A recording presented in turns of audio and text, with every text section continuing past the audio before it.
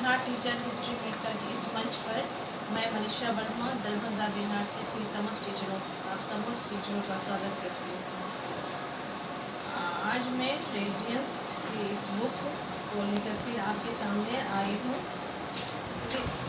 कि जो बच्चों क्लास 8 के बच्चों का लिए जो 7th की जो विषय वस्तु है और जो सिलेबस है, जो कैचअप कोर्स के अंतर्गत जो मुझे सिलेबस दिया गया है उसके अंतर्गत मैं आपका इस बुक को ख़त्म करूँगी।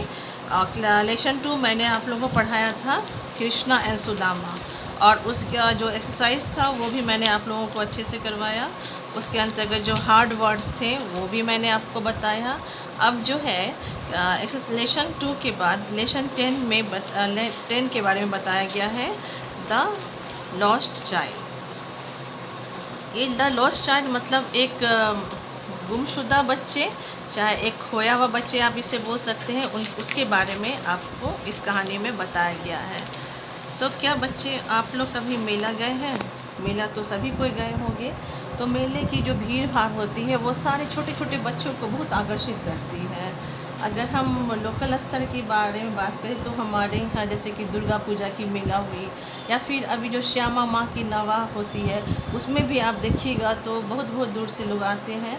और अगर शाम में जाइए तो इतनी अधिक भीड़ रहती है कि मतलब अगर हाथ छूटा तो फिर मिलना बहुत मुश्किल होता है। तो छोटे बच्चे जो काफ़ी उत्साहित होते हैं उसे मतलब उस रंग बिरंगी दुनिया को जो अपने आँखों में लेना चाहते हैं और चाहते हैं कि दुनिया भर की चीज़ें उसे मिल जाए।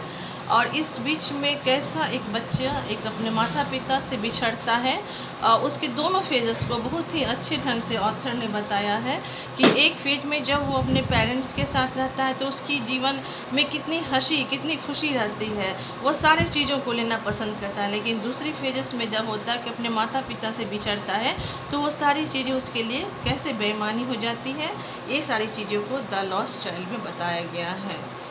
तो now come in the lesson, I can start my lesson, chapter 10, the lost child. It was the festival of spring. ये जो था एक बसंत का त्यौहार था। बसंत का मतलब बसंत के समय, बसंत के त्यौहार के समय होता है ना कि जैसे कि बसंत की जो ऋतु होती है अपने आप में बहुत अच्छी ऋतु कही जाती है। कड़क ठंड के बाद जो हल्की धूप आती है उसका आनंद हर कोई लेना चाहता है। तो उसी समय स्प्रिंग सीजन के समय एक फेस्टिवल थी, किसी गांव के बारे में बताया गया है। एक colourfully dresses crowd of man women and childrens were all going to the village fair. तो रंग बिरंगे कपड़ों में बच्चे बड़े सभी कोई, महिला पुरुष सभी कोई एक फेयर यानी कि एक मेले में जाते हैं। Some walked, some rode on horses, other went on bullock carts. कुछ लोग पैदल चलते हैं, कुछ घोड़े पर सवार और कुछ बुलक कार्ट्स यानी बैलगाड़ी पर जाते हैं। चूँकि ये सारी चीज़ एक गांव के मेले के बारे में बताई गई है तो गांव में अक्सर हाँ हम लोग देखते हैं कि बड़े अच्छे से लोग बैलगाड़ी पर भी चढ़ जाते हैं, घोड़े गाड़ी पर, कुछ पैदल ही चलते हैं। तो one little boy ran brimming over with life and laughter to keep pace with his parent. एक छोटा सा बच्चा अपने जीवन के हंसी खुशी को समेटे हुए अपने पेरेंट्स यानी अपने माता पिता के साथ वो भी मेला देखने जाता है। Come child come call his parents as he lagged behind attract by the toys in the shop at the fair. तो क्या है, हमने आपको बताया ना, छोटे बच्चे जो होते हैं बहुत उत्साही होते हैं मेले में, चाहे किसी चीज़ में वो जाते हैं तो वो बहुत सारी चीज़ें उन्हें आकर्षित करता है। तो बच्चों को भी टॉयज़ मतलब बच्चों को तो शौक़ होता है खिलौने, रंग बिरंगे खिलौने की ओर अट्रैक्ट होते हैं। तो वो बच्चा भी खिलौने की दुकान पर खिलौने के अट्रैक्ट था। तो उसके पेरेंट उसे पीछे की ओर देखते हुए बोलते हैं, चलो बाबू चलो जल्दी जल्दी चलो। He heard towards his parents, his feet obedient to their cause. वो जो है अपने पेरेंट के साथ तो चल रहा था लेकिन उसके पाँव जो थे, उसकी जो इच्छाएं थी, उसका जो आँखें थी वो अभी तक दुकान पर ही थी। His eye still on the toys, he could not control his desire even though he know well the old cold stare of refusal in their eyes. I want that toy, he begged. तो ही could not control his desire, मतलब वो अपनी इच्छा को control नहीं कर पा रहा था। इवन थ्रो, जबकि वो जानता था, क्या जानता था कि उनके जो माता पिता है उनकी इस मतलब इस विनय को, इस रिक्वेस्ट को रिफ्यूज़ कर जाएंगे। His father looked him angrily while his mother was tender and gave him her finger to catch। तो वो उसके फादर जो थे बच्चे की इस एक्टिविटी को देखकर थोड़े गुस्से हो जाते थे, लेकिन माँ जो थी वो बहुत मतलब बहुत अच्छे ढंग से अपनी उंगली उस बच्चे को देती हैं और कहती हैं, look child what is before you, देखो बाबू तुम्हारे आगे क्या है। The fan discussed on the child's unfulfilled desire disappear when the pleasure of what was before him filled his eager eyes। अब क्या होता है कि वो बच्चे, जैसे कि छोटे बच्चे को मैंने कि उस कहा गया कि छोटे बच्चे को बहुत जल्दी एक चीज़ से दूसरे चीज़ पर उनकी ध्यान चली जाती है। तो कोई भी चीज़, कोई भी माँ बाप इस चीज़ को तो बहुत अच्छे से जानते हैं, बच्चों को अगर ध्यान हटाना है तो उसे दूसरी चीज़ की ओर बहला दिया जाए। तो उनकी माँ भी यही बात कहती है कि देखो अब ये सारी चीज़ को देखो, तुम्हारे आगे देखो कितना अच्छा चीज़ है, देखो अब क्या आने वाला है, इस चीज़ को तुम देखो। तो बच्चा जो है पीछे जो टॉयज़ की दुकान को भूलकर अब बड़ी उत्सुकता से अब आगे की ओर देखता है कि अब आगे क्या आने वाला है। The child could see many footpaths full of people. बच्चे देखता है कि बहुत सारी पगडंडियाँ हैं जो लोगों से भरी पड़ी है। He felt at once afraid of, वो एक समय तो वो डर जाता है। And attract by the confusion of the world he was entering, लेकिन इस दुनिया की भूल भुलैया को, जिस चीज़ को वो देखने चाहता है उस चीज़ में वो प्रवेश करता है। At the corner of the entrance there was a sweet meat seller calling out. तो क्या होता है ना कि at the corner of the entrance, मतलब कि जैसे ही प्रवेश करते हैं उस प्रवेश द्वार पर एक मिठाई वाले की दुकान होती है। वो हल्ला करता है या बोलता है, गुलाब जामुन, रसगुल्ला, बर्फ़ी, जलेबी, मतलब स्वीट सेलर है तो बच्चों को ये ना बोलेगा कि चलो मेरी दुकान पर आओ, मेरी दुकान पर बहुत अच्छी गुलाब जामुन है, रसगुल्ला है, बर्फ़ी है, जलेबी है। The child started on his mouth watered for the barfi. ये बात सुनकर छोटे छोटे बच्चों को तो मिठाई से तो बहुत लगाव होता है, उन्हें मीठा बहुत पसंद होता है। जैसे ही बच्चे के कान में ये बात गई उनके मुंह में पानी आ गया बर्फ़ी के लिए, क्योंकि it was his favourite sweet, क्योंकि बर्फ़ी जो था उस बच्चे के लिए मनपसंद मिठाई थी। I want that barfi he solo murmured. वो कहता है कि मुझे वो बर्फ़ी चाहिए, वो धीरे से बड़बड़ाता है। But he half knew that his request would not be needed, लेकिन वो थोड़ा जानता था कि उसकी ये जो मतलब रिक्वेस्ट, मतलब कह सकते हैं उसकी बात को, उसकी विनय को नहीं पूरी की जा सकती। So without waiting for an answer he moved on, इसलिए वो बिना किसी उत्तर सुने हुए, इंतज़ार किए हुए वो वहाँ से आगे की ओर चलता है। A man stood holding a pole with yellow, red, green and purple balloons flying from it। एक आदमी है, वो एक लट्ठे से बहुत सारी बलून को लेके खड़ा हुआ है, जैसे कि पीला, लाल, हरा, पर्पल कलर का, जो कि उसके लट्ठे से बलून जो है हवा में उड़ रही है। The child was carried away by the rainbow glory of their colors। बच्चा जो है इंद्रधनुषीय ग्लोरीज कलर्स के इस इंद्रधनुष में अपने आप को खो जाता है। And he wanted to give them all, और चाहता है कि वो सारे बलून्स उसे मिल जाए।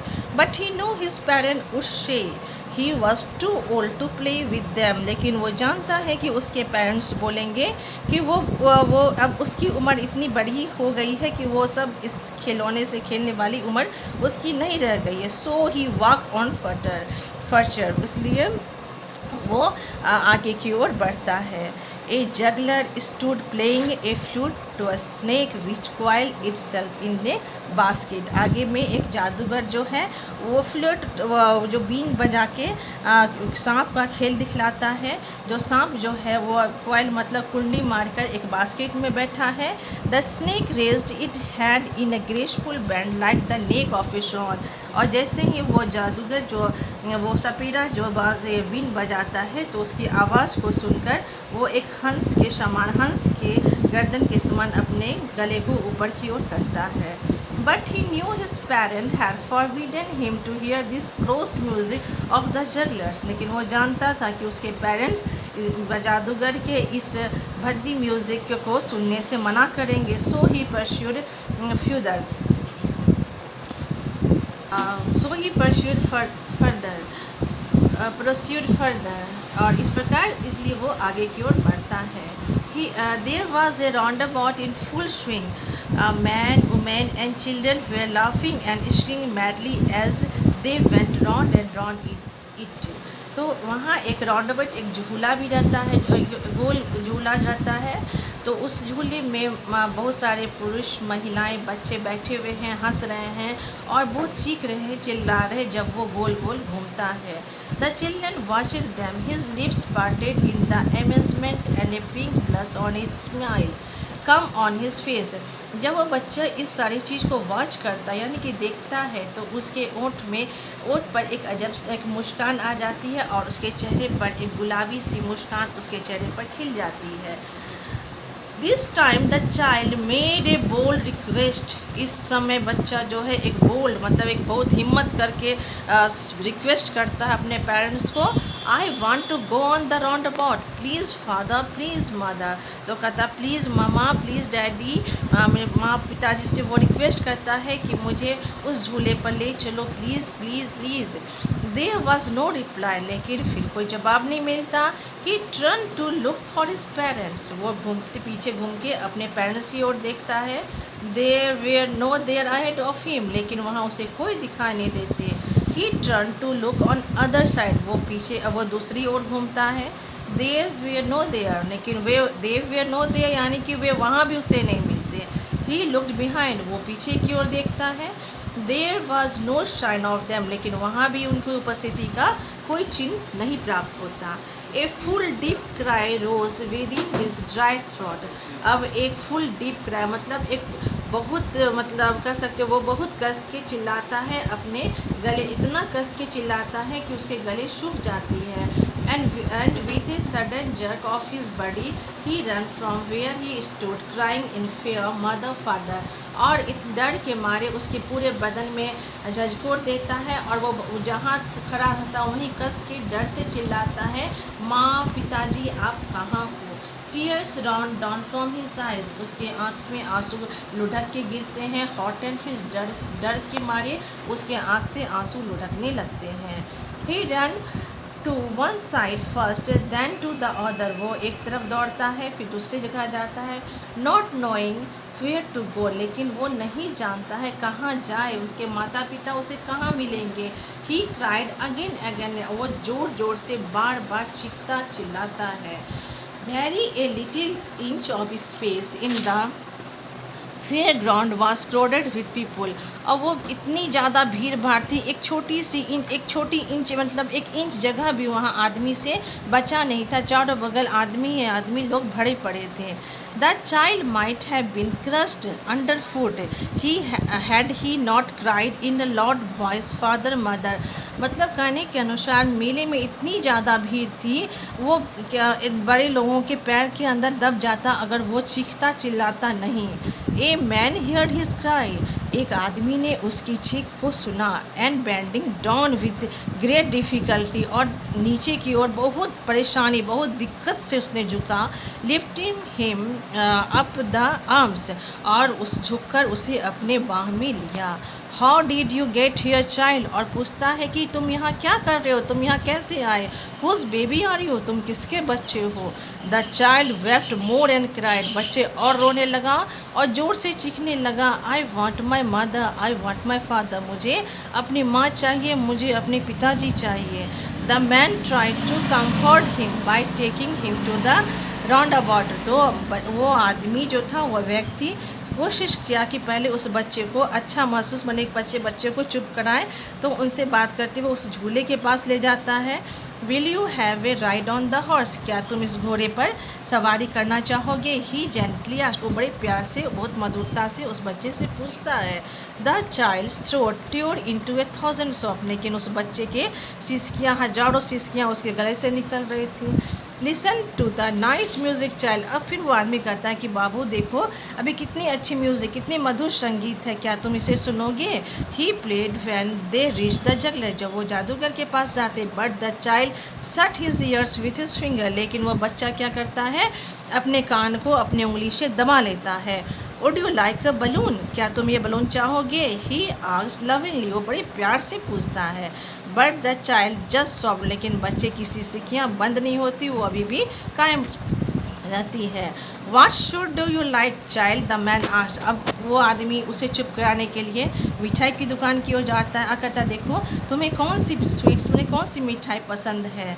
The child turned his face away from the sweet shop. लेकिन बच्चे जो है वो मिठाई की दुकान से अपने चेहरे को हटा लेता है। एंड ओनली सॉफ्ट, और सिर्फ सिसकियाँ लेता है। आई want my mother, I want my father. मुझे सिर्फ मेरी माँ चाहिए और मेरे पिताजी चाहिए। ये कहानी थी द लॉस्ट चाइल्ड की, जिसे मुकुल राज आनंद ने लिखा। इस प्रकार हम लोग ने देखा द लॉस्ट चाइल्ड का। इसके अंतर्गत कुछ हार्ड वर्ड्स भी हैं, उसे भी मैं कराऊंगी। लेकिन इस कहानी के इस स्टोरी के माध्यम से आपने क्या देखा कि एक छोटे से बच्चे की मनस्थिति को, जो कि एक छोटे से बच्चे की जो मनस्थिति है वो दो फेजेस में आती है। एक फेजेस में आती है कि वो जब अपने माता पिता यानी कि अपने पेरेंट्स के साथ रहता है तो कितनी सारी खुशियाँ, कितनी उम्मीद और जीवन में कितने सारे शौक के लिए रहता है। उसे लगता है कि दुनिया भर की चीज़ों को वो खरीद लेगा, दुनिया भर की, भले उसके पेरेंट्स के जेब में पैसे हो या उसे बेफिक्र है, लेकिन चाहता है कि उस मेले के हर चीज़ को वो ले। लेकिन नेक्स्ट फेज में जब हम आते हैं कि वो बच्चा जब अपने माता पिता से बिछुड़ता है तो ये सारी चीज़ उसके लिए बेईमानी हो जाती है, यानी कि वो इस चीज़ को सुनना क्या, उस चीज़ को देखना तक भी पसंद नहीं करता है। तो इस कहानी के माध्यम से आप लोगों को ये बताया गया है कि किसी भी बच्चे के लिए पेरेंट्स कितने महत्व रखते हैं। और इसलिए जैसे आप क्या कह सकते हैं कि पेरेंट्स हैं तो ही सब कुछ है, लेकिन बड़ों का छत्र छाया हमेशा सर पर बना रहे। तो अभी जो कोरोना का जो चल रहा है, इसमें मैं आप सभी बच्चों से ये कहना चाहूँगी कि आप घर पर जब हैं तो अपने माता पिता, घर के बड़े जैसे कि दादा दादी हुए, नाना नानी हुए, उन सबों का आप लोग बड़े हैं, बच्चे हैं, तो आप लोग अच्छे से उनका ध्यान रखिए कि ताकि वो हमेशा खुश रहें और उनका आशीर्वाद आपको हमेशा मिलता रहे। ठीक है, thank you. Now next video में आप कुछ हार्ड वर्ड्स बताऊँगी और एक्सरसाइज करूँगी।